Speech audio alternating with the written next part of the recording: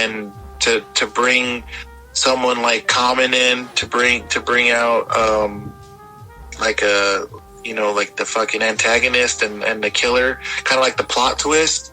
Yeah, I don't know, man. I feel like it's like you said, it's different, and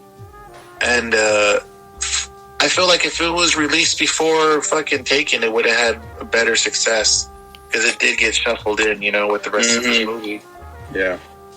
Unfortunately,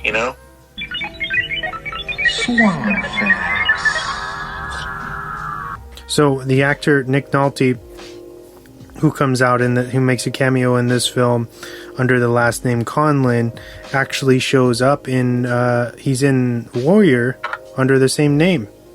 His last name is Conlon in that one. What were you going to say? Go ahead. I was going to say, is that done on purpose, same universe type, or is it the same screenwriter? Or well, he looks exactly like all grizzled and stuff the way he does as the dad in Warrior, so it very well could be like the same person. But going into my next Swan fact, Nick Nolte's actually not even credited in Run All Night at all, because they cut so much of his character out. He was supposed to have a bigger part, and we only see him for a couple minutes, Yeah. Although his scene is really good in my opinion in the film, where he tells the story about how not to trust Jimmy's character, because Jimmy killed the Mike's cousin, the son's cousin. Go ahead. What were we going to say, Vic? I was going to say that I did see that on IMDb that he's not credited in the movie, and I was just curious, when that happens, why they agree to not be credited, just so they just.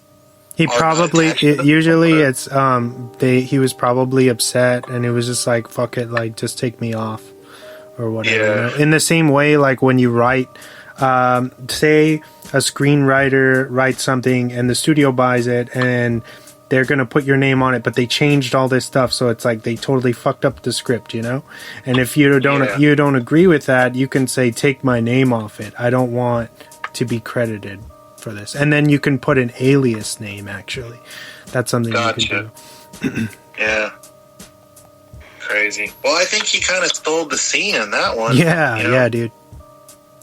He was brutal. Like, he just told the truth, It was kind of like a family quarrel between them, so it was authentic, For sure. Moving on, Liam Neeson and director Sarah have worked on several films together since then.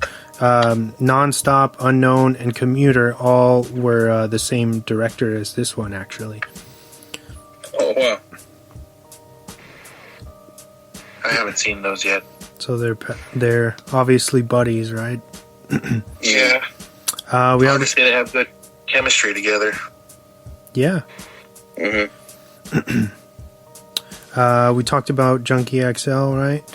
Liam Neeson in the film actually runs past a marquee advertising Mad Max Fury Road, which was actually done by the same studio. And as you said, Junkie XL curated the music for that as well. So pretty interesting. Wow, that's pretty dope. That's an Easter egg. Yeah. The film was actually released in 2015 on Star Common's 43rd birthday. Oh, man. They had their premiere in America. That's cool. Man, that guy's so cool. He's so humble. I've never seen him live, but just to see his progress from being the artist known as Common Sense and then into Common, he has a lot of fucking merit, and he's a dope ass rapper, dude. And he fucking got I forget what part it was for, but he has an Oscar now, so he has he has metal. Damn, dude, he's out there, bro. He's underrated. He's fucking so underrated. Yep. Yeah, he's like 90% better than all these people out right now. Him and Talib Kweli. That's true. Very true. Hey James, where can these fine people find our podcast at, bro? Oh, bro, let me tell you. All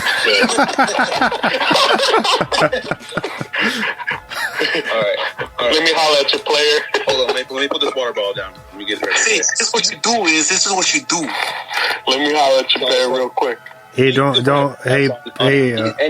Any platform that plays podcasts, whether it be iHeartRadio, Spotify, a whole bunch of other ones. I'm not going to go through all of them right now. If it plays a podcast, you can find us there. Just search Drop the Mic. Give us 5 stars, thumbs up, a positive review if you have the time. It only takes a minute or so or less to say something nice about our podcast. Follow us on Instagram. We have an Instagram. It's at @DropTheMic_podcast. Give us a follow there. Talk to us on there. You can comment on all the posts that we put up there. We put up our weekly recs. We put up just random pictures of movies that we like. You can DM us if you don't want to be so public. Me and Wes are both attached to that account, so give us a follow over there. So my next question, I feel like I'm the interviewer right here, like fucking Barbara Walters.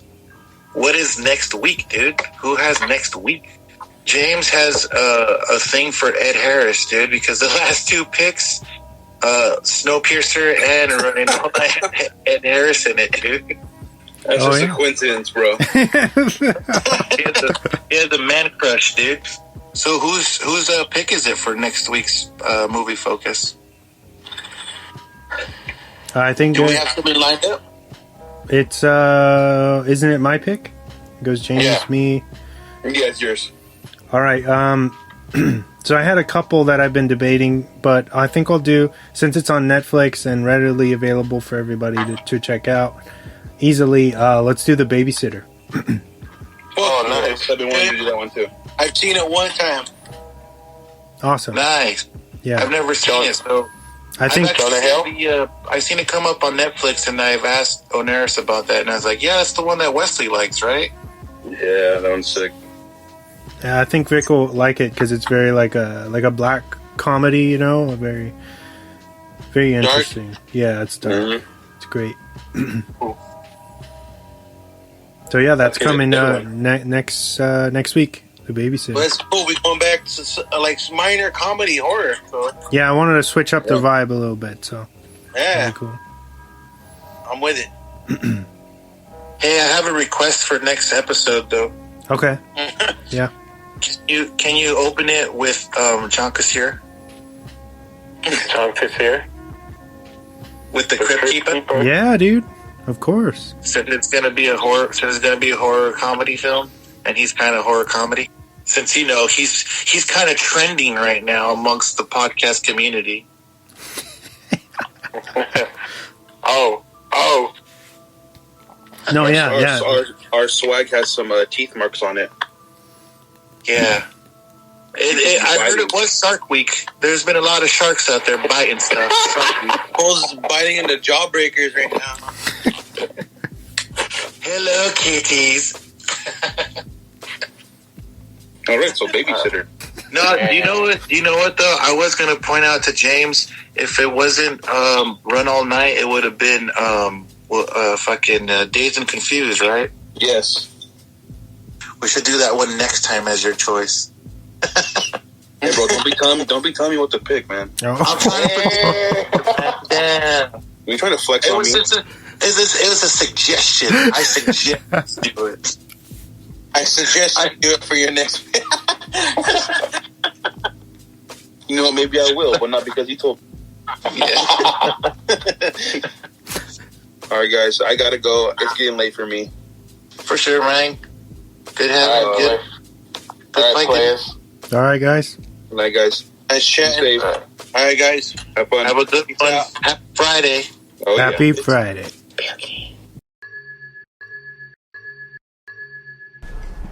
I'm here asking for my son's life, Sean. I pulled the trigger. I killed Danny. I want to send someone for me. Tell me when. I'll keep the door open. I'll put my gun on the table. Michael? He's a good kid. He's got a family. He don't deserve this. Michael was not going to talk if Danny hadn't shown up. I think I said him then. I told him to stay put. Wouldn't listen. He was into some bad shit, Sean. Don't talk to me about my son.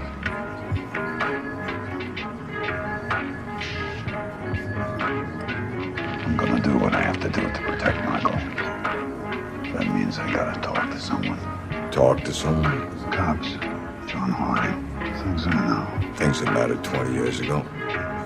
What, you think the feds have parked outside listening to this conversation? Huh? Take a look out there. Nobody gives a shit about what you know anymore. Nobody gives a shit about you. You die tomorrow, you rot away alone in your bedroom until the stench gets so bad the neighbors got no choice but to call the cops. Wouldn't be any point having a funeral because no one would come. 20 seconds to go. King saved my life. I'm the only one ever cared about you. And all of that ended an hour ago when you killed my son.